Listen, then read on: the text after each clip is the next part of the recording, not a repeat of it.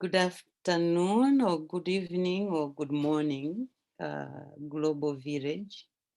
My name is Fulata Moyo, and it is a privilege to be here in this space to have this conversation. And I want to give my few remarks, and I've titled my few remarks, Women's Stories as the Missing Link to an Effective Pan-African Agenda. Why 76 years after the Watershed Manchester conference are we still singing this song that goes, we are determined to be free, we want education, we want the right to earn decent living, the right to express our thoughts and emotions, to adopt and create forms of beauty? Isn't it because we have maintained the Pan-African agenda with an exclusive elitist patriarchal mindset? In these remarks, I want to contend that the exclusion of intergenerational women, their stories and experiences from the core definitions of the Pan-African agenda has turned this agenda into what Professor Mercy Amba Odioye, a Ghanaian theologian, images as a bird trying to fly with one wing. Dr. Moyo, I'm sorry, this is the panel about multilateralism. Yes, Hello. Dr. Angelique. Sorry for that. Yeah, multilateralism and advocacy. Oh, this is so. So I'm in the wrong panel? Sorry, I think there was a misunderstanding. But go ahead. You're in the right panel, everyone. No, everyone's in the right panel. But this is about multilateralism and the global space with the UN and also the African Union. Oh, okay. But you do everything, so okay. I'll give few remarks about that then. Yes, thank you. Sorry for that. I think still the question is really the voice of women, and how from the work that I've done so far, we discovered that actually even when the question of advocacy comes, it's really for effective advocacy, it's very important to create a space where you listen to the voices of women, and you take those voices, those experiences, and you turn them into messagings that help you to put up advocacy strategies that involve, first it involves awareness raising, and it involves empowerment, or now the conversation is more empowerment, or capacity enhancement, and it also then leads to policy change, and at the end of the day, you are also trying in the advocacy platform, you try to also create spaces where these voices can represent themselves, because we know now that stories actually carry more weight than just like theories. So I would still contend that the missing voices of women are very important. The voices of women are still very important, and their stories, we have to find a way of bringing these stories, intergenerational women, not just the older women, but younger and older, having conversations together, creating spaces where these conversations can be translated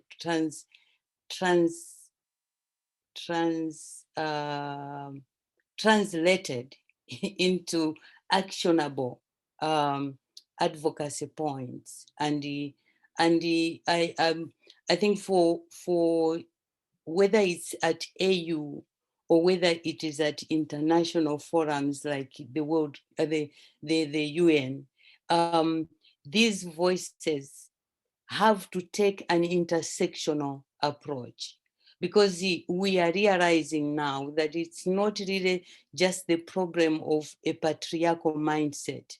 We are realizing that actually since the 87 and up, this question of the intersection of different oppressive systems come to play. And therefore, when we are doing advocacy, we cannot just say we will address sexism, but we have to take an agenda that looks at racism, sexism, classism, and all the other exclusive elements that have been used against people. So with that, therefore, I would want to suggest one of the areas that I think we really need to advocate on, and to really work out ways of how to thrash it out in a way that it becomes, it starts from the awareness raising, and it impacts the messaging, and it also goes into the curricula for training, as well as these the way in which you also bring people that actually embody that kind of messaging that you need to bring to the UN or African Union. And this focus for me is really healing of the traumatic memories that we carry as African people. And Viktor Frankl has three components that have been very helpful, I think, when we are talking about even how we can message or package our advocacy tools. And this is really the whole respect of freedom of will. And the second one is a freedom to find meaning from whatever experience we have. And that's where the stories of people is very important as well. And then the third one is this element of finding meaning in every, that every life has meaning. And therefore, the importance of us to listen to every voice and to find ways of bringing those voices, critical voices, as critical to the conversation and advocacy. And so, yeah, so if we are talking about advocacy in gender and the healing of traumatic memories, so that really the intergenerational as well as the generational as well as historical traumas are addressed at its core, then we should be really thinking in terms of how do we make sure that actually different experiences of the Africans from the continent as well as from the diaspora are really enhanced in a way that there isn't one voice that is more important, because we live in a world where we have put classes, and we have actually also, we not just put classes, but we've also privileged certain voices. But here we are saying we have to make sure that each voice matters, and we have to bring these voices together in a way that they enrich each other, but they also keep on challenging each other, and they keep on transforming each other's voice as well. So I think I will stop there. Thank you. Dr. Moya, thank you. I don't know if you see the bios that are in the chat that I've sent to you. I don't know if you want to introduce the other two speakers at this time.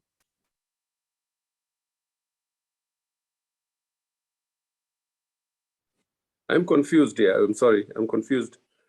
I thought Flata Moya was chairing this meeting. It turns out she's one of the presenters, is she? I think there was some confusion about two different panels, not to worry. We have our other two speakers here. And let me introduce them so that we can move along with the agenda. Thank you, Dr. Moya, for what you have shared with us. We are also privileged to have with us Dr. Michael McElrain. Dr. Michael McElrain is the co-founder of the European Network of People of African Descent, IMPACT, and board member of Black Lives Matter in Sweden, and visiting researcher at the Raoul Wallenberg Institute of Human Rights in Sweden. We're also blessed to have Dr. Amara Inya, who's a strategist, public policy expert, and social impact professional on city and state and city policy, as well as international affairs with expertise in Africa, Latin America, and Central Asia. She is the managing director of Diaspora Rising, a transnational advocacy hub that works to advocate, educate, amplify, and connect issues of concern to the Black diaspora around the world, I might add. So she's working in that space. We also know that with Dr. Inya, she is also a policy and research coordinator for the Movement for Black Lives and is a strategy advisor for organizations and companies, as well as political campaigns and public sector institutions globally. Her work has connected her to the 6th region of the African Union Commission, an analysis of the African Continental Free Trade area. These three speakers have spoken into already with Dr. Moya the issue of advocacy for Pan-African issues and concern. And I believe that Dr. McElrain and certainly Dr. Anya will be able to bring their perspectives to this conversation. And Dr. Moya, we thank you for reminding us of the importance relative to women in this conversation. So in this moment, may I kindly turn the floor over to Dr. McElrain and then to Dr. Inya in that order. All of you are most welcome, and thank you so much for being a part of this conversation. Thank you, Angelique, and thank you, Fulata. And I'm wondering, Amara, if you would like to go first in the spirit of what the previous speaker was just talking about. We're living into the moment, aren't we? Dr. Inya. Sure, thank you. I'm sorry, am I on the panel at all?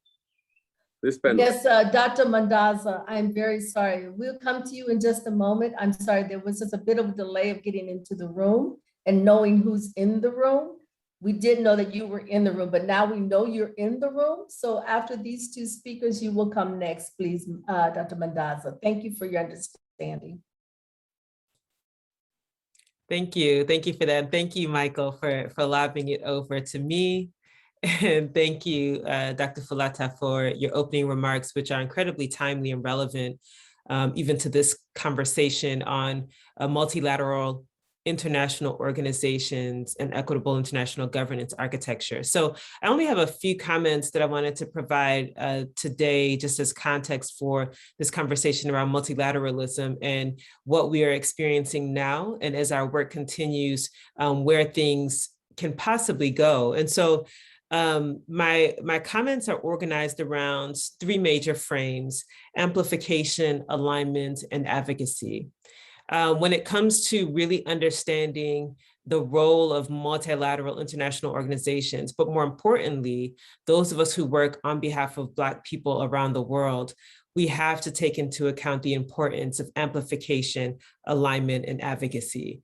And when I talk about amplification, it is really focusing on this notion of not making assumptions about what we know. And by we, I mean Africans around the world, the African diaspora, the global Black diaspora, what we know about each other, what we know about ourselves, and the level of understanding of the issues that exist on the ground. And those issues could be everything from state violence, which we are seeing in so many places, in Colombia, in Nigeria, in Haiti. We've seen examples in Chicago, We've seen examples of state violence. It could be issues of governance, and it could be issues of rampant inequality. And so when it comes to the three themes that I've chosen for today, the first thing is we have to amplify those issues of concern so that we are aware of the commonalities in our struggles, but also in the shared resources and the shared power that we have to address those issues that we face. And so it must be amplified.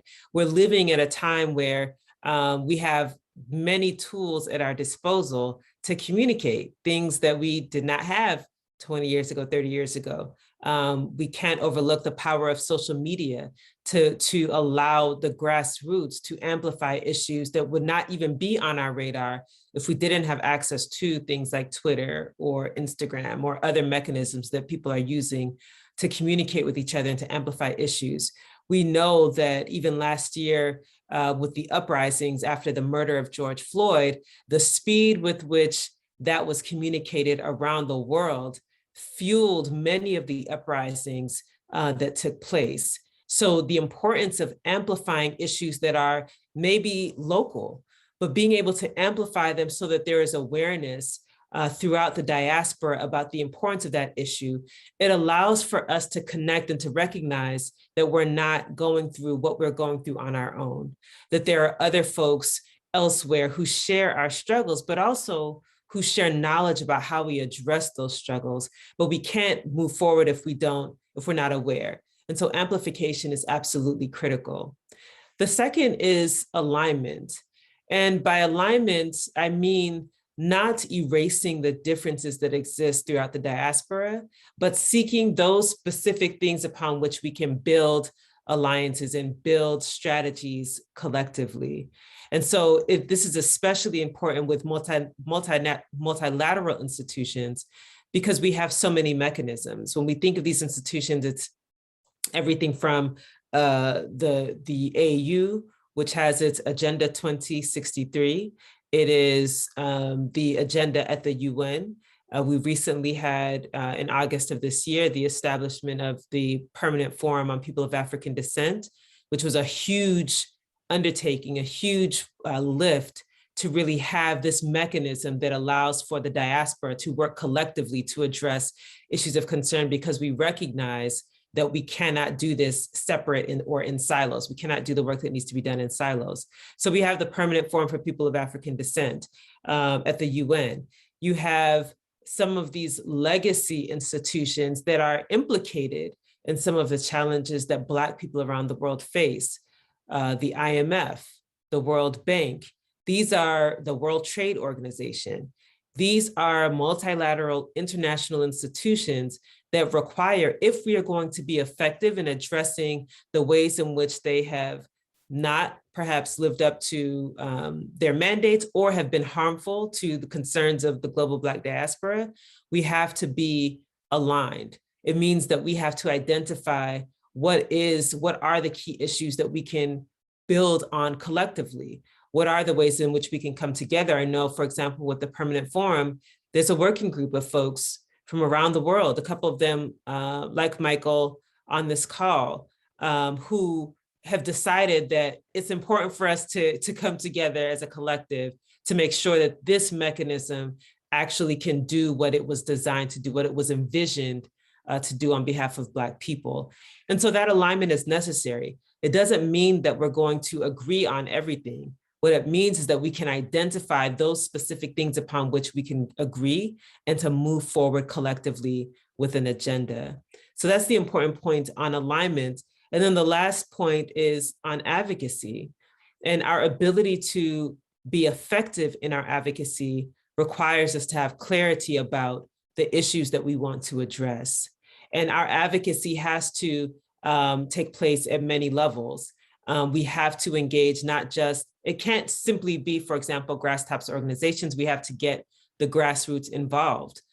Any movement, really, for it to have impact, it has to involve grassroots. And even when we think about these multilateral institutions, a lot of the challenge is that they are so disconnected from what's happening on the ground that their policies, they might be enacting policies that are harmful. we need to have that grassroots pressure on these institutions to ensure that they can comply or they can actually address the issues that are of importance to the Black diaspora. And so our advocacy also has to put pressure at the top with governmental agencies, regardless of country. We know that there are specific roles that governments are playing right now that are, there are ways in which they are harmful to the masses. And in order to hold these multilateral international organizations to account, we have to apply pressure from the bottom, from the grassroots, as well as at the top. And so that is how we can have effective advocacy when we think about the challenges that are front and center. So I think for me, I just wanted to leave it there. When we talk about multilateral institutions and the role that they play, at least in our work, amplification, alignment, and advocacy can ensure that we don't operate at the whims of their agenda, but that we actually are able to push our agenda in these spaces so that we can get the outcomes that Black people around the world deserve. Thank you so much, Dr. Inya, and thank you, Dr. McElrain, for your kind regard in this moment. Let's take it over to you, and then we will introduce our fourth speaker, Dr. McElrain. Thank you again, Dr. Inya. Thank you, Angelique, and thank you, Amara, for those words, and also Folata. And let me begin with just some spontaneous comments to what Folata opened with, which is critical, and that is the point of equality, including gender equality and intersectionality.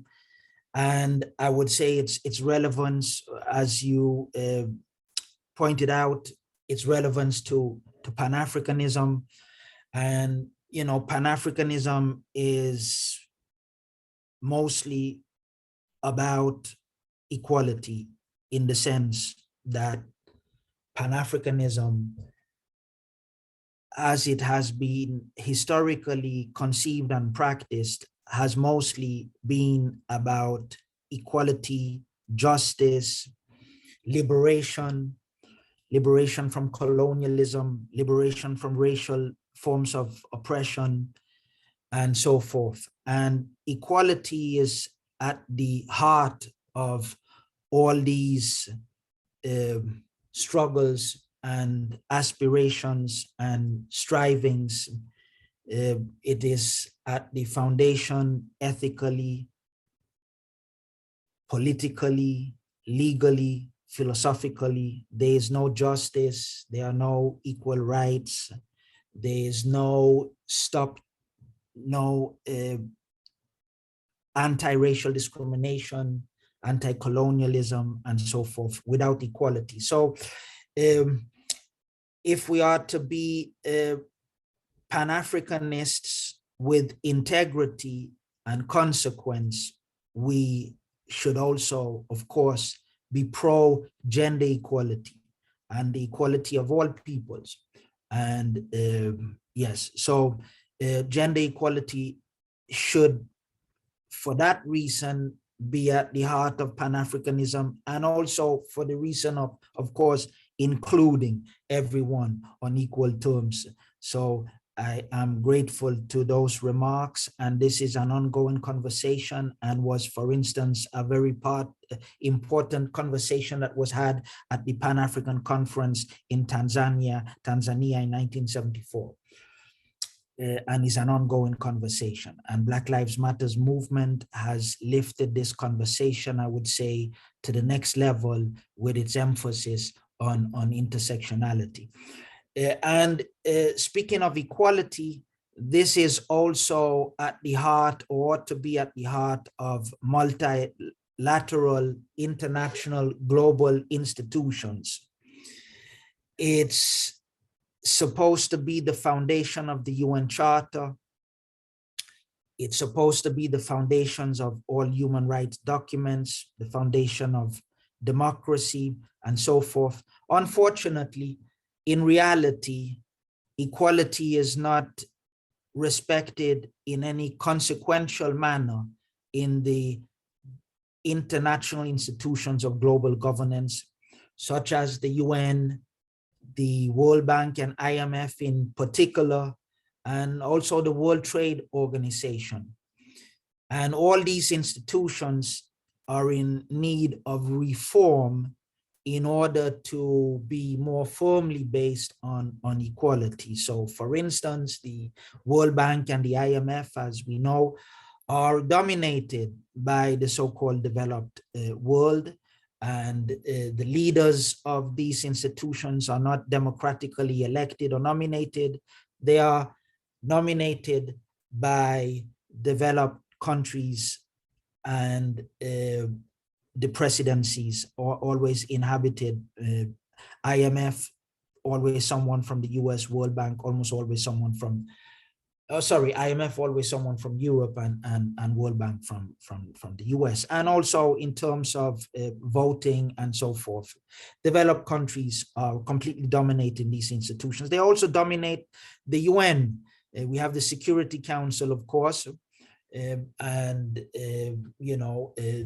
veto and so forth at the Security Council being completely dominated also by certain countries.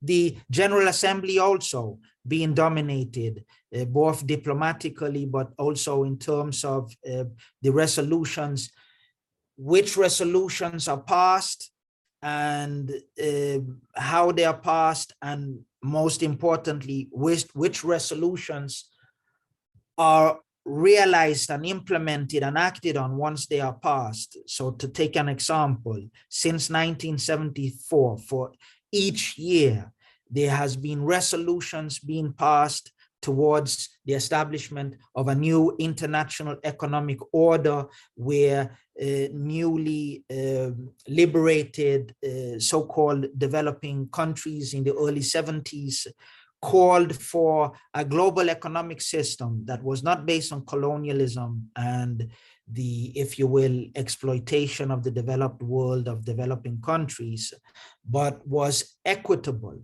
and based on principles and rules, regulations, and laws, international laws of equity. And these resolutions that are passed every year in the General Assembly since 1974 are never acted on. And they have never been acted on simply because the developed countries do not want to abide and do not want them to be implemented. They do not want an equitable international order. They do not want a democratic international order. So these are, of course, grave issues that should concern us all as Pan-Africans and people who are concerned with issues of equity, fairness, and justice. Yes, there's much more to be said. I think now with the establishment of the permanent forum of people of African descent at the UN level brings us some hope to be able to raise these issues and other issues at the international level, and to also amplify, as Amara mentioned, amplify the voices of people of African descent and allow people of African descent and grassroots representatives to advocate for the rights and interests and equality and justice for people of African descent. So far, though, there are not enough funds available and have not been made available so that civil society from across the world can be present during the sessions. So far, there's only funds for 25 representatives from across the world, civil society representatives, which is nothing. We need a situation where there's funding for hundreds to attend each annual session. So there's much work to be done, and there's more to be said, but I've maybe said enough for now, so I'll hand over the word to Mr. Ibo Mandasa. Thank you.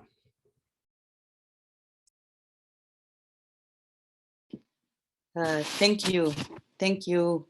I have reincarnated as moderator of the session. So thank you so much for your remarks, Michael. And thank you for the issues that you raise regarding lack of equality among institutions, and also lack of resources for civil society participation. We will go on and introduce the third speaker. Dr. Ibo Mandaza is a Zimbabwean academic, author, and publisher. He holds a doctorate of philosophy in political economy from the University of York in England. And he has taught at the universities of Botswana, Zambia, Dar es Salaam, and Zimbabwe part-time. He has researched and written extensively on issues of governance, international relations, public policy, and was one of the first senior African civil servants in post-independent Zimbabwe in 1980 to 1990, having been a member of Zimbabwe National Liberation Movement in the Department of Research, Education, and Manpower, ZANU-PF headquarters, Maputo, Mozambique. He served as director of the National Manpower Survey and permanent secretary in the Ministry of Manpower Planning and Development. As deputy chairman of the Public Services Commission and member of the Defense Forces Commission, and finally as chairman of the Parastatal Commission before his early retirement from the civil servant in July 1990 at the age of 42. So Dr. Ibo Mandaza, the floor is yours. Welcome. Please unmute yourself. Thank you. Thank you very much. I'd like just to make present two segments in my presentation. The first is the context of this meeting, and to thank the organizers of the AED for this very important initiative, which really reminds us that we have had a lacuna, a gap in the long history of the Pan-African movement, and that in many respects, this does fall in the context of trying to revive the Pan-African movement. And I think we need to remind ourselves that the Pan-Africanism is both an ideology and a political movement, political and economic movement, whose objectives are twofold in the current conjuncture. The first is to restore the dignity of the African person after centuries, 500 years of slavery. First of all, European expansion, victims of European expansionism, trans-African slavery, colonialism, and in the current situation, neocolonialism and its racism component. And secondly, that Pan-Africanism must be seen as a political movement, an economic movement, to ensure that Africa and its diaspora take its requisite place as an equal partner in world affairs. And therefore, it appears to me that the manner in which the African continent and its institutions, multilateral institutions, has dealt with this diaspora has been very piecemeal, almost tokenism, whether it's the AU and before it the OAU, and indeed even at the UN. And the blame for that itinerant, uncoordinated, and tokenism, is the blame has to be placed on both sides.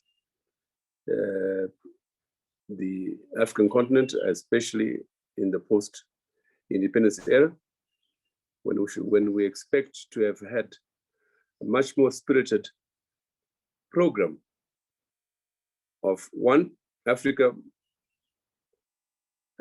acknowledging the history of the Pan-African movement, which began in the diaspora, and the contribution of the African diaspora to the national struggle for independence. This is one theme which has not been highlighted in the post-independence era. It's almost as if those we revere, and rightly so, people like Kwame Nkrumah, were really a product of the Pan-African movement, and fall in the tradition of Marcus Garvey, George Padmore, who, as people have almost forgotten, was part of the Ghanaian post-independence experience. Frantz Fanon was given the ideological fervor and overarching influence over the years for most of us, at my age anyway. Frantz Fanon was almost the Bible for Pan-Africanism. And my late brother, Walter Rodney, with whom for his, and we need to remember all these persons.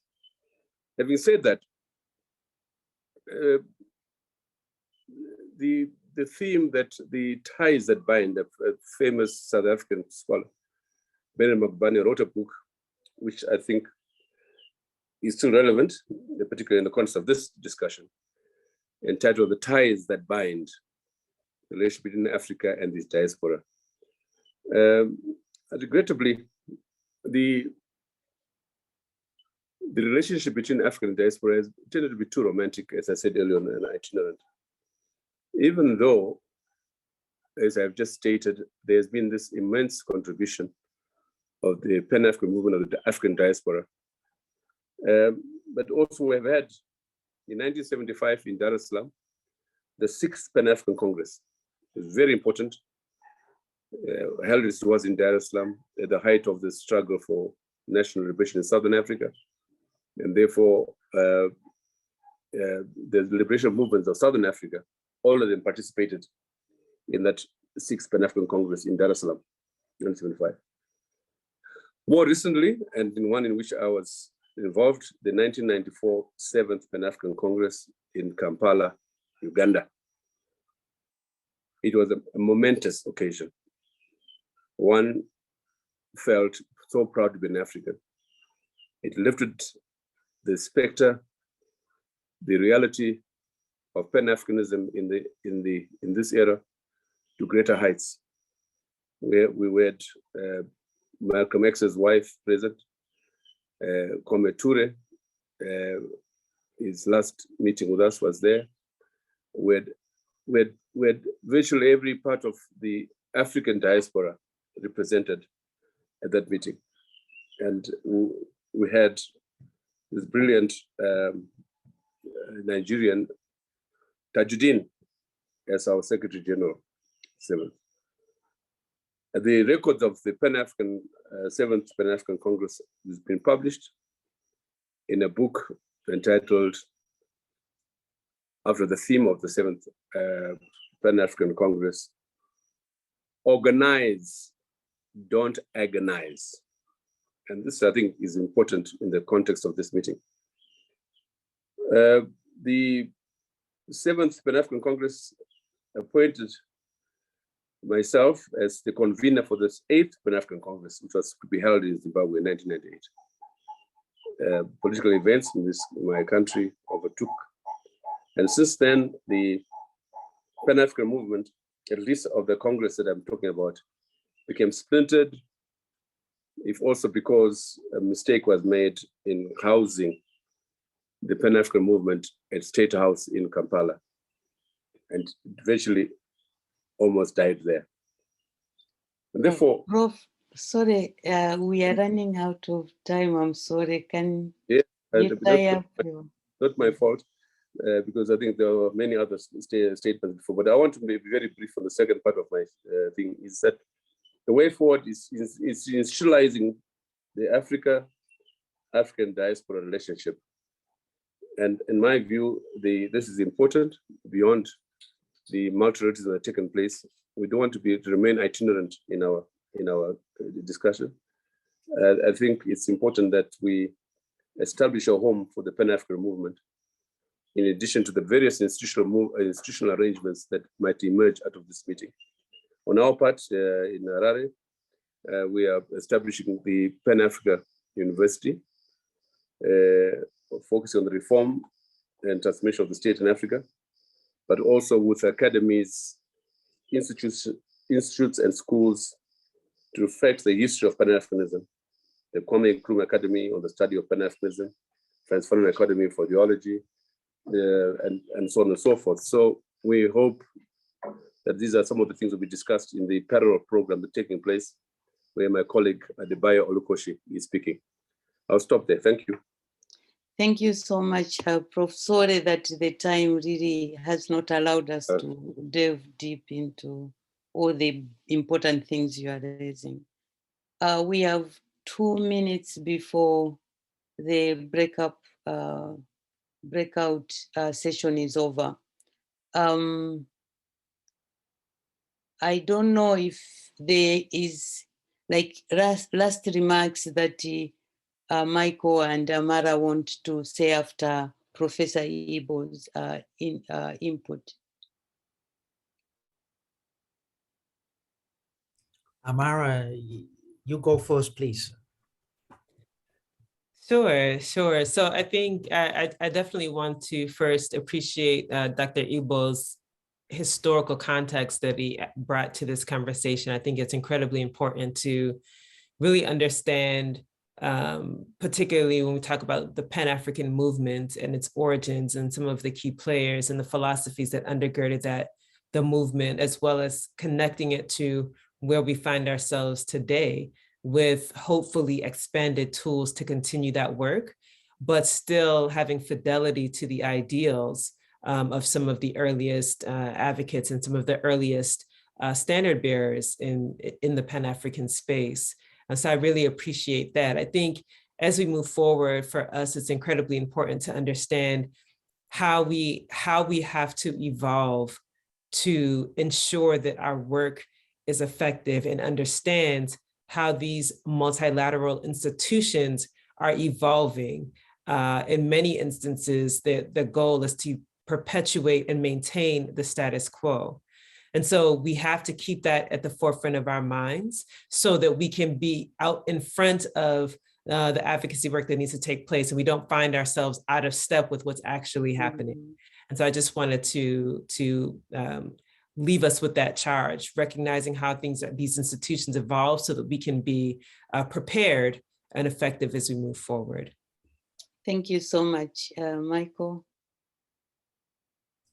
Yes, thank you. So I'm grateful for the comments that have been made, and I think it has made for a rich conversation with different perspectives. I also appreciate Dr. Mandasa's historical perspective and wealth of experience and practical experience and knowledge of Pan-Africanism. It was very interesting to hear. So yes, let's continue the conversation and let's continue struggling for equity and justice. Thank you so much. Sorry for the time limit, but I know many people would have wanted maybe to ask questions, but on the chat, there is a link to how to go back to the plenary session. So thank you so much to all our three presenters, and the richness of the conversation. The time limit is unfortunate. Thank you. Meet you in the other Thank session. you. Thank you, everyone. Thank you, Angelique. Thank you, Amara. Thank you, Folata.